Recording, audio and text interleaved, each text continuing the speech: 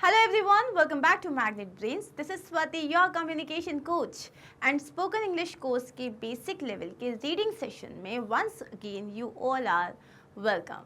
Now what did we do in the last class? In the last video we had finished a beautiful story Ali Baba and 40 Thieves, and in this video we are going to start with yet another interesting story. The name is Jack and the Beanstalk. Again I'm sure कि किसी cartoon channel पे या कोई book में you might have read this story, लेकिन उससे कोई फर्क नहीं पड़ता because we are going to read this together. हम इसको साथ में पढ़ने वाले हैं और हम बहुत जल्दी जल्दी इंग्लिश सीखने वाले हैं. So without any further delay, मतलब और ज़्यादा देर नहीं करते हुए, let's quickly start reading this. Okay, so first of all cool, start करें. चलिए. Once upon a time, there lived a poor widow and her son Jack. Once upon a time की मतलब होता है एक बार की बात है. There lived a poor widow. Widow का मतलब होता है a woman जिसके husband की death हो जाती है. ओके, हिंदी में उसे विधवा कहते हैं. So एक poor woman थी जो एक widow थी, मतलब बहुत ही गरीब थी वो. And her son Jack. तो उसका एक बेटा था जिसका नाम क्या था? Jack. One day Jack's mother told him to sell their only cow. One day, एक दिन, जैक्स मदर मतलब जैक की जो मदर थी, टोल्ड हिम, उन्होंने उससे बोला. टेल मतलब क्या होता है? बोलना. To sell their only cow. तो उन्होंने क्या बोला? To sell their only cow. इसका मतलब ओनली काउ का मतलब होता है जो उनके पास सिर्फ एकमात्र जो गाय बची थी उसको भी जाके बेचाओ, क्योंकि उनके पास पैसे नहीं थे. To sell their only cow का मतलब कि जो एक उनके पास गाय बची थी वो बेच दो. Jack went to the market and on the way he met a man who wanted to buy his cow. So, Jack went to the market का मतलब है वह मार्केट गया. And on the way, और रास्ते में, on the way का मतलब क्या होता है? रास्ते में. He met a man, वो एक आदमी से मिला.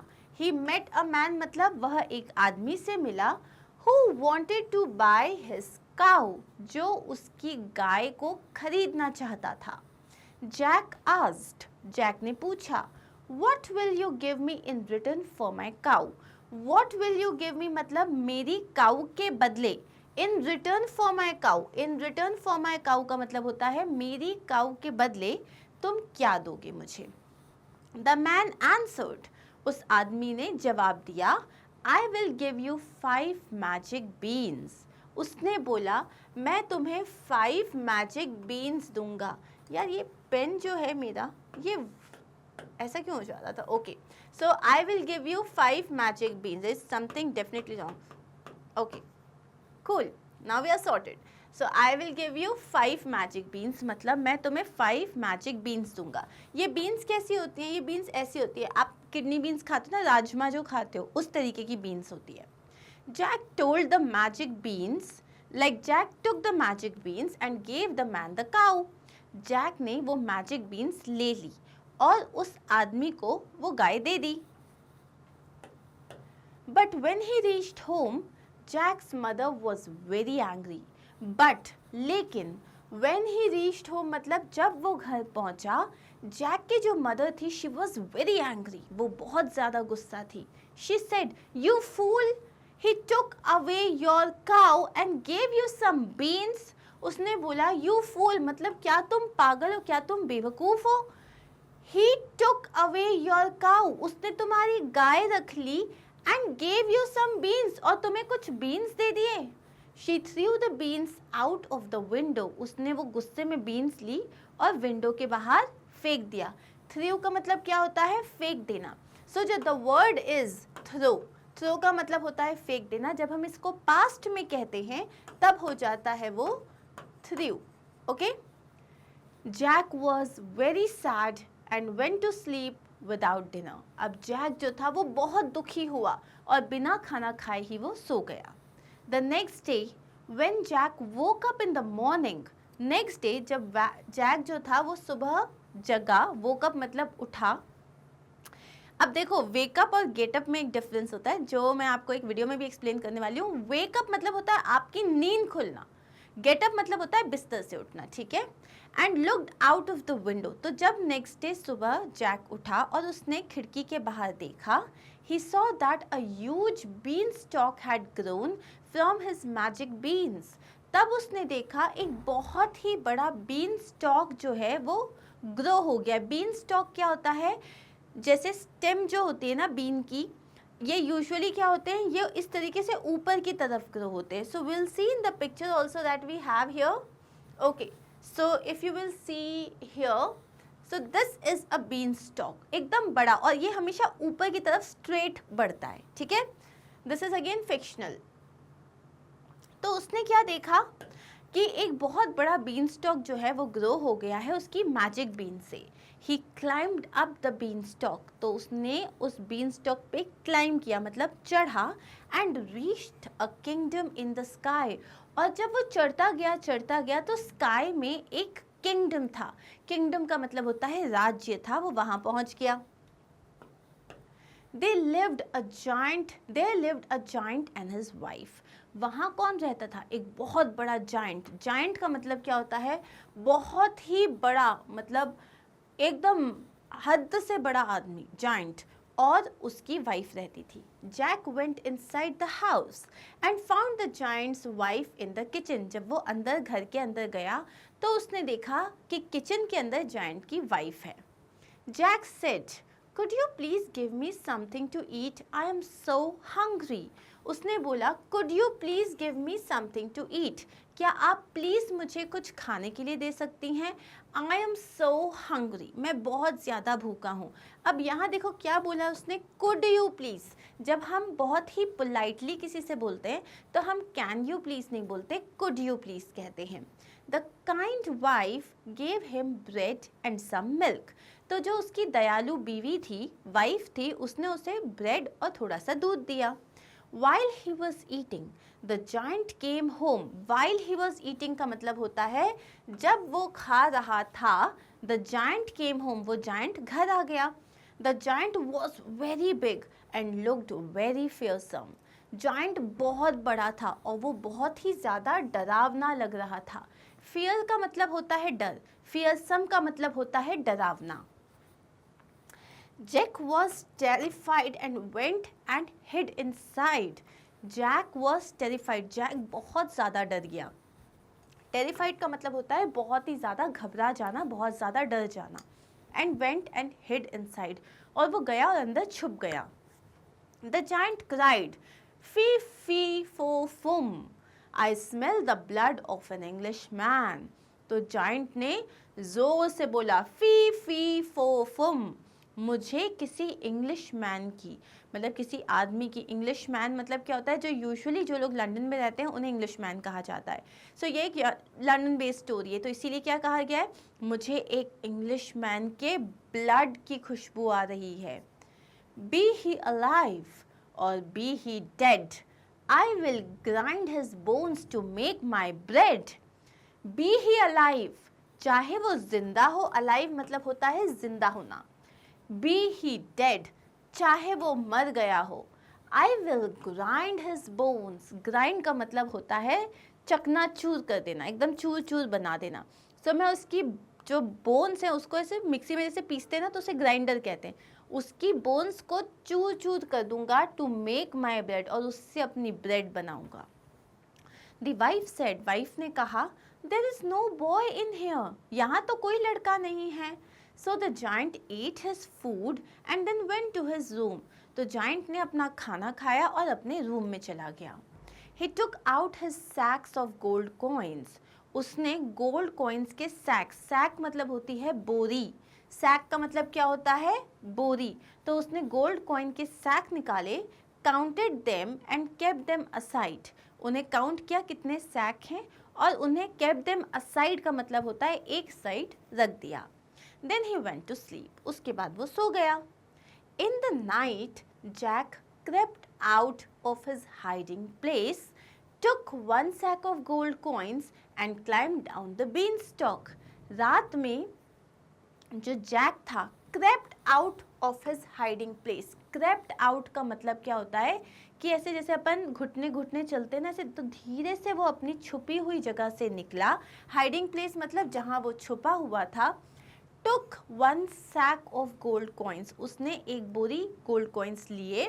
And climb down the beanstalk, और बीन स्टॉक से नीचे उतर गया। At home he gave the coins to his mother, घर जाके उसने वो पूरा जो सैक ऑफ गोल्ड कॉइन्स था उसको अपनी माँ को दे दिया। His mother was very happy and they lived well for some time. उसकी माँ बहुत खुश हो गई और कुछ समय तक वो एक आराम की जिंदगी बिता रहे थे। Jack and the beanstalk fee fo fum climbed the beanstalk and went to the giant's house again. लेकिन कुछ टाइम बाद क्या हुआ, वो वापस उस बीनस्टॉक के थ्रू ऊपर गया। Once again, Jack asked the giant's wife for food, but while he was eating, the giant returned. एक बार फिर उसने जाइंट की वाइफ को बोला मुझे खाना दे दो, but while he was eating, जब वो खा रहा था, the giant returned. वो जाइंट वापस आ गया। Jack leapt up in fright and went and hid under the bed. Left up का मतलब होता है उसने एकदम से वो खड़ा हो गया। लीप मतलब होता है छलांग मारना। लेफ्ट अप मतलब हो गया एकदम से खाना खाते खाते वो कूद पड़ा और जाके बेड के नीचे छुप गया। The giant cried fee fee fo fum, I smell the blood of an English man. उसने फिर से ये कहा मुझे किसी इंग्लिश मैन के ब्लड की खुशबू आ रही है। Be he alive or be he dead, I'll grind his bones to make my bread. The wife said, फिर वाइफ ने वही कहा, there is no boy in here, यहाँ तो कोई लड़का नहीं है। The giant ate his food and went to his room. वापस उसने खाना खाया और अपने रूम में चला गया। There he took out a hen. वहाँ पे उसने एक hen निकाली, hen मतलब मुर्गी निकाली। He shouted, lay, and the hen laid a golden egg. जैसे ही उसने बोला ले, तो हेन ने एक गोल्डन सोने का अंडा दिया। ले मतलब होता है, ले का मतलब होता है ऐसे देना, और लेड का मतलब होता है उसका पास्ट फॉर्म। ठीक है। So when the giant fell asleep, जब जाइंट सो गया, Jack took the hen and climb down the beanstalk. तो जैक ने उस मुर्गी को लिया और चुपचाप धीरे से बीन स्टॉक से नीचे उतर गया। Jack's mother was very happy with him. Jack की मदर बड़ी खुश हो गई। After some days, Jack once again climbed the beanstalk and went to the giant's castle. एक बार कुछ दिनों बाद जैक जो था वापस बीनस्टॉक से क्लाइम किया और ऊपर जायंट के कासल में चला गया। कासल मतलब उसका जो इतना बड़ा महल था उसमें चला गया। For the third time, Jack met the giant's wife and asked for some food. Third time भी जैक ने उसकी वाइफ से मिला, उससे खाना मांगा, और जैक की मतलब जो जाइंट की जो वाइफ थी, वंस अगेन एक बार फिर, the giant's wife gave him bread and milk. Giant की जो वाइफ थी उसने उसे क्या दिया, bread and milk. But while Jack was eating, the giant came home. फिर से जब वो खा रहा था, जाइंट वापस घर आ गया। Fee fee fo fum, I smell the blood of an English man. मुझे फिर से एक इंग्लिश मैन के ब्लड की खुशबू आ रही है। Be he alive or be he dead, I grind his bones to make my bread. चाहे वो जिंदा हो चाहे वो मर जाए, मैं उसकी हड्डियों का चूरा करके अपना ब्रेड बनाऊंगा। Don't be silly, there is no boy in here, said his wife. पागल मत बनो। डोंट बी सिली का मतलब क्या होता है, पागल मत बनो, यहाँ कोई बच्चा नहीं है। The giant had a magical harp that could play beautiful song. अब giant के पास एक बहुत ही beautiful harp था। harp क्या होता है, एक musical instrument होता है इस तरीके से। so उसमें ना ऐसे strings होते हैं, ठीक है। so you sit and आप उस strings को बजाते हो। तो उसके पास एक magical harp था and it played beautiful songs. उसमें बहुत अच्छे गाने बजते थे।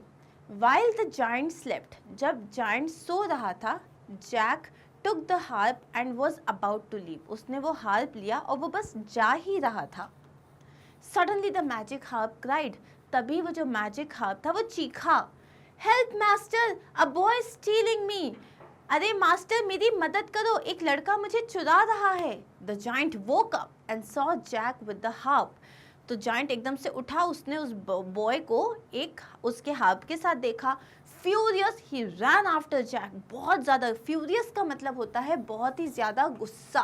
फ्यूरियस का मतलब क्या होता है, बहुत ज़्यादा गुस्से में वो उसके पीछे भागा। But Jack was too fast for him, क्योंकि जैक छोटा था, वो बहुत ही फास्ट था उसके लिए। He ran down the beanstalk and reached home, वो तुरंत नीचे आ गया और घर पहुंच गया। The giant followed him down, giant भी नीचे उसके पीछे आया। Jack quickly ran inside his house and fetched an axe. Jack जो था उसने जब तुरंत वो अपने घर के अंदर आया एंड फेच का मतलब होता है ढूंढना। फेच का मतलब होता है ढूंढना। क्या फेच किया उसने, एक एक्स मतलब क्या होता है, कुल्हाड़ी। He began to chop the beanstalk, और उसने नीचे से बीन स्टॉक को काटना शुरू कर दिया। The giant fail and died, अब जो जायंट था वो नीचे गिरा और मर गया। Jack and his mother were now very rich and they lived happily ever after, अब जैक और उसकी जो मदर थे अब वो बहुत रिच हो चुके थे and then they lived a very happy life. So here we are done with our story. Thank you so much guys. I hope you enjoyed this. I love reading stories. I love them. And I hope कि जब मैं पढ़ रही थी तो आपको भी मेरे साथ मज़ा आया होगा. So if you liked it, do not forget to share how you felt. And you can write to us. You can Instagram us, Facebook, YouTube or Telegram. And if nothing, just WhatsApp. सबसे easy, ठीक है? You can always WhatsApp to us. So you can or directly Instagram me. तो I will definitely talk to you. Now what you have to do is, इसमें हमने बहुत अच्छे words को check किया था। इन सारे वर्ड्स को आपको रिवाइज करना है। Read this chapter again. I am going to see you soon in my next session. तब तक के लिए ख्याल रखिए, मुस्कुराते रहिए। Bye bye.